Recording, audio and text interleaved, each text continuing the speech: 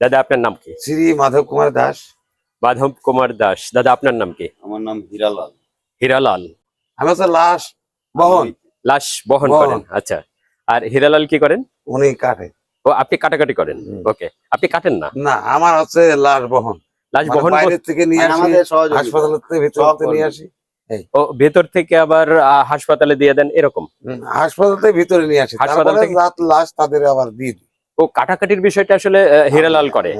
আর লক্ষণ দা উনি কি করে? উনিও কাটাকাটি করে। সিনিয়র ব্যক্তি।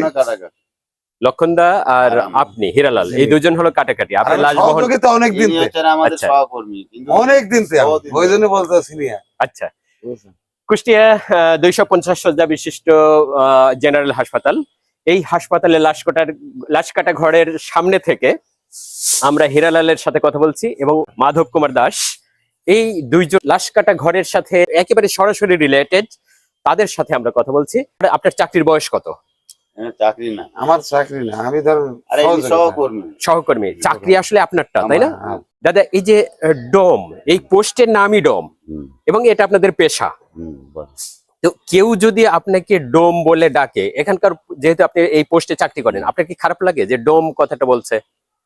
এরকম তো আমাদের কেউ ডাকে না, ডোম শব্দটা ব্যবহার করে আসলে কেউ ডাকে না, কেউ ডাকে না। মানে একটা আমাদেরকে বেশিরভাগ দাদা বলে ডাকে, দাদা বলে সম্মান দিয়ে ডাকে মানে সবাই, সে সিনিয়র অফিসার হোক বা যে। কিন্তু আপনাকে যারা চেনে বাইরের মানুষ, এই স্টাফের বাইরের মানুষ আপনাকে যারা চিনে, তারা যদি পাশ দিয়ে যাওয়ার সময় কেউ একটু ডোম বলছে, তাহলে আপনার কানে আসলে কেমন লাগে?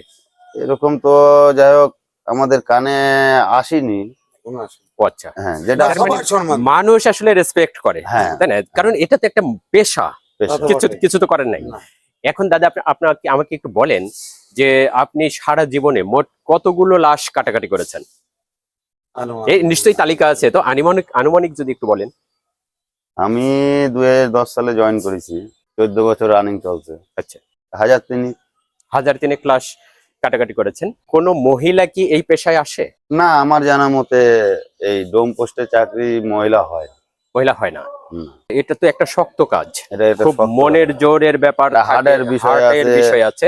আপনার কি খারাপ লাগে না যে এই পেশায় আসতে হলো?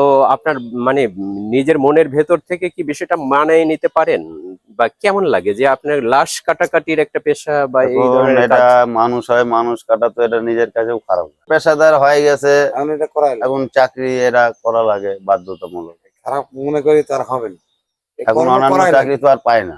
আচ্ছা, দরখাস্ত তো অ্যাপ্লায়ার বহুত করা হয়, কিন্তু চাকরি তো আর পায়নি। মানে বেটার, এর থেকে ভালো চাকরি যদি হতো তাহলে আসলে এই ধরনের পেশা মনে সায় দেয় না, তাই না? মন থেকে এটা সায় দেয় না সেভাবে, মন থেকে এটা কারোরই সায় দেয় না। আচ্ছা, তারপরেও তো এটা কারোর না কারোরই করতেই হয়, চলিত হয়ে গেছে এবং কারোর না কারোর এটা করতেই হবে, কারণ এটা তো দরকার। হ্যাঁ, আমি না করলে আরেকজন করবে, কিন্তু এই পেশাতে লোক আসবে এটাও তো দরকার, কারণ এটা কে করবে? এটা কাউকে না কাউকে তো করতেই হবে, রাইট? এখন হীরালাল দা, এখানে আপনার পুরুষের লাশ যেমন কাটতে হয়, মেয়েদের লাশও তো কাটাকাটি করতে হয়, এবং লাশ কাটার সময় সাধারণত মানে এটাই স্বাভাবিক যে তাদের একেবারে আন্ড্রেস করে ফেলতে হবে, কাপড় চোপড় থাকবে না শরীরে। এই বিষয়টা একটু বলেন তো, যে মেয়েদের লাশ কাটার সময় আপনার কেমন লাগে? এখন লাশ কাটার সময় মেয়ে পুরুষ ওই একই, এখন কাজ করতে করতে একটা অভ্যাসের, কিন্তু মেয়েদের আসলে কাটতে এটা তো খারাপ লাগে, নিজেদেরও তো মা বোন আছে সেই হিসেবে। হ্যাঁ, খারাপ তো অবশ্যই, সম্মান দিয়ে কাজ করা। তারপরে নারী টু ডোম যেহেতু নাই, তাহলে পুরুষকেই তো এটা আসলে করতে হচ্ছে। এই ক্ষেত্রে মনে হয় একেবারে অসহায়ের মতোই কাজটা করা লাগে, তাই না? এখন ওই যে বললাম না যে বাধ্যতামূলক, এখন চাকরি করা তো লাগে, সমস্যা নাই। আচ্ছা, লাশ কাটা ঘরের ভিতরে কি সিসি ক্যামেরা আছে?